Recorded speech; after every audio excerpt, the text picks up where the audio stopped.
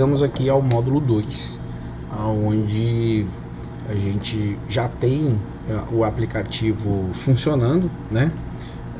Pelo menos com suas funções básicas. Coloquei aqui para rodar, já entra.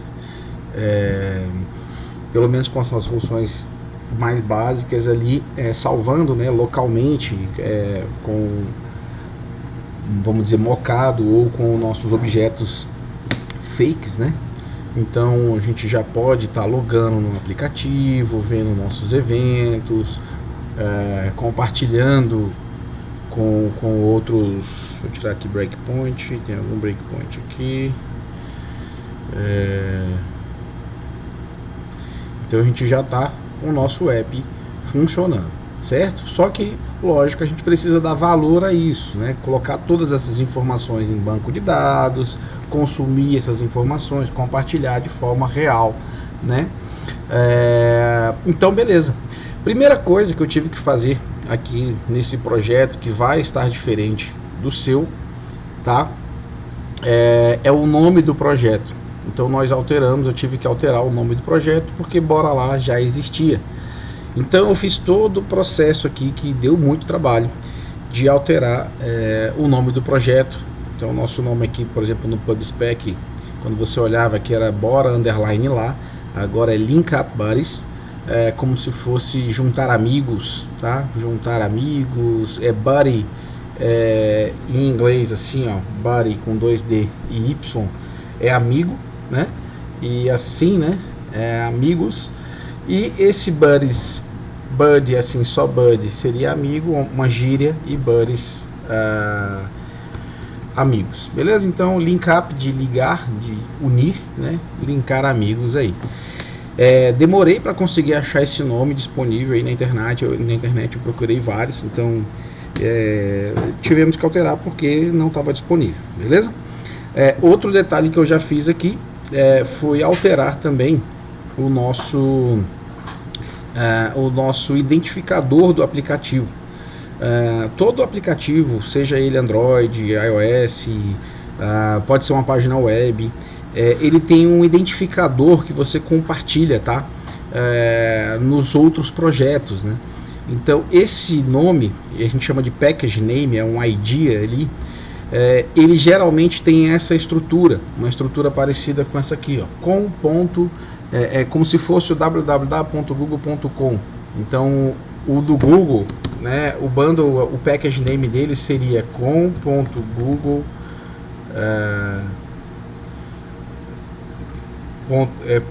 alguma função, né, por exemplo, calendar. Então o calendário do Google, a ferramenta de calendário do Google, provavelmente deve ter essa nomenclatura.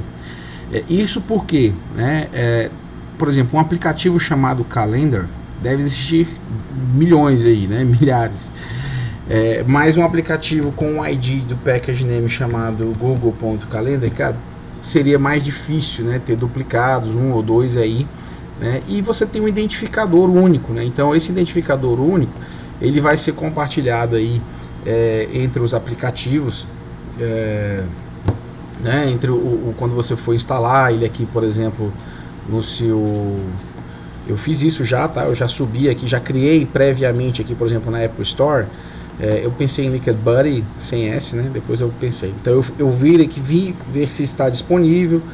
Então, quando a gente coloca aqui, por exemplo, cria um aplicativo, a primeira coisa que ele pede pra gente é isso. Qual é o nome do aplicativo? O nome do aplicativo é uma coisa, e eu posso alterar ao longo do tempo. Já o ID do pacote, não. Então o package name, ele vai ser esse aqui pro resto da vida. Então eu posso ter esse package ID e com o tempo mudar aqui, agora eu quero espaçado, enfim, eu posso, eu quero no singular, descobri que no singular a sonoridade é melhor, né? Então você pode alterar essa informação. O nome não é tão relevante assim, o ID do pacote tá? Então eu já fiz essa alteração aqui do nosso projeto, que também dá um pouquinho de trabalho. Inclusive eu utilizei uma ferramenta instalada aqui em Dev Dependency, ou seja, essa ferramenta ela só fica, ela não instala, né? Então essas dependências aqui, ó, o calendário que a gente instalou, né, o Flutter modular, o Flutter Triple, ela é instalada no nosso aplicativo como um pacote que vai ser usado aqui para fazer algumas funções, como por exemplo exibir o calendário. Agora, essa que eu baixei aqui, chamada Package Rename, é uma biblioteca que foi desenvolvida aqui só para os desenvolvedores. Então, eu rodo um comando na linha de comando aqui, ele fez toda uma troca aqui, né? Então, por exemplo, o meu nome antigo aqui era bora lá, tá? Aqui tava assim, ó, bora lá. Então, o nome do pacote antigo, quando a gente criou, o Flutter criou pra gente assim, ó, com.example.bora lá. Aqui geralmente você coloca o nome da empresa, pode ser, tá?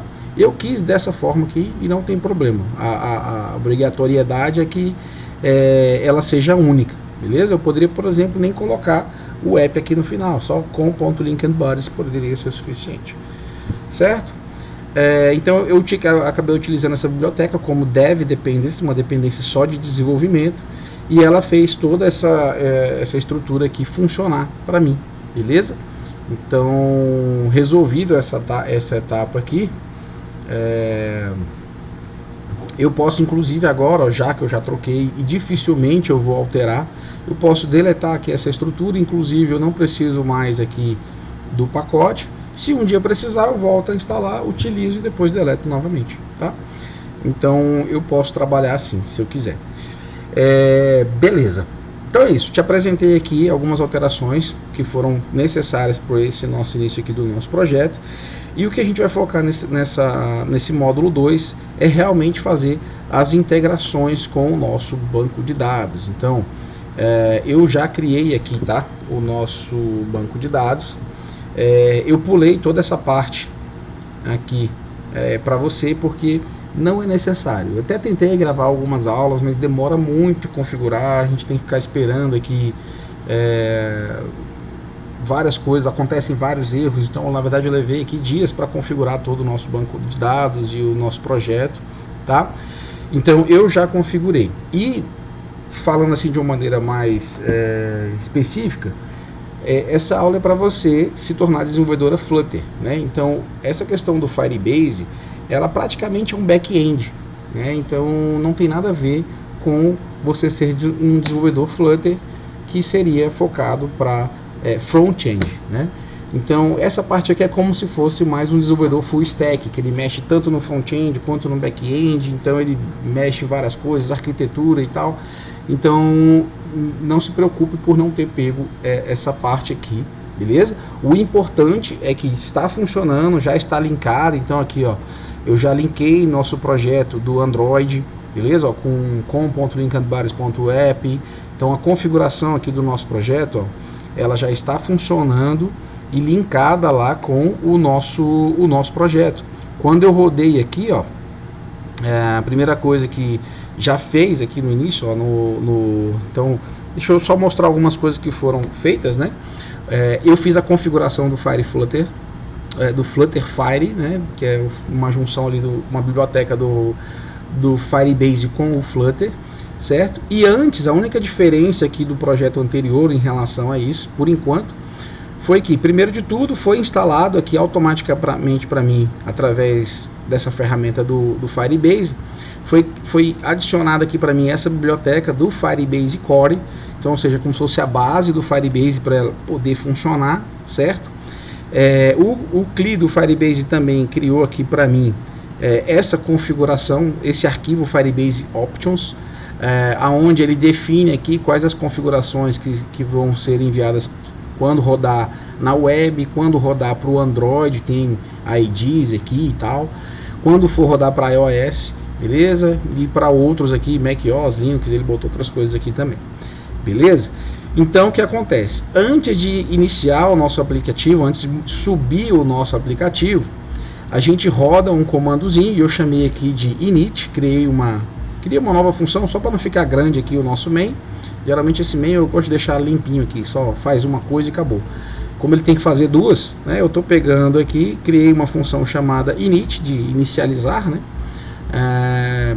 e eu coloquei esse widgets flutter bind aqui, que ele garante a inicialização, né, ele faz um await, e aí sim, ó, ele inicializa o Firebase. Então antes de iniciar a nossa aplicação, ele foi aqui e fez uma conexão com o nosso Firebase, beleza? Então ele vai aqui, Firebase inicializa a aplicação com essas opções. E quais são as opções? Exatamente esse arquivo aqui que ele mandou rodar. Enfim, o Firebase também fez outras coisas, instalou alguns arquivos aqui de configuração pra gente, mas tudo meio que automático. Antigamente era na mão e hoje está bem mais fácil aí com a ferramenta. E é isso. Então o nosso banco de dados já está conectado. O meu app aqui está rodando, conectado com o banco de dados. O que a gente vai precisar fazer agora são as integrações. Então, por exemplo, a primeira coisa que a gente vai precisar fazer é um login logout, né? Nós vamos precisar aqui, tá dando algumas quebras aqui, depois a gente vai consertar, beleza? Então o nosso login logout, ele hoje está sendo feito fake aqui na mão. Se eu acertar um valor que a gente colocou X aqui, ele pega e cria a conta pra gente, salva a conta. Mas não vai ser bem assim. A gente vai deixar que o Firebase controle toda essa questão de autenticação, se está logado, se não está, se esqueceu senha, verificação, né, de e-mail. Por exemplo, eu quero criar uma conta.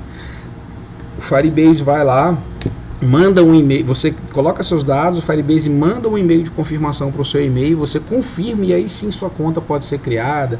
Então tem algumas questões assim de segurança. Eu vou deixar isso tudo por conta do Firebase, porque é uma ferramenta incrível.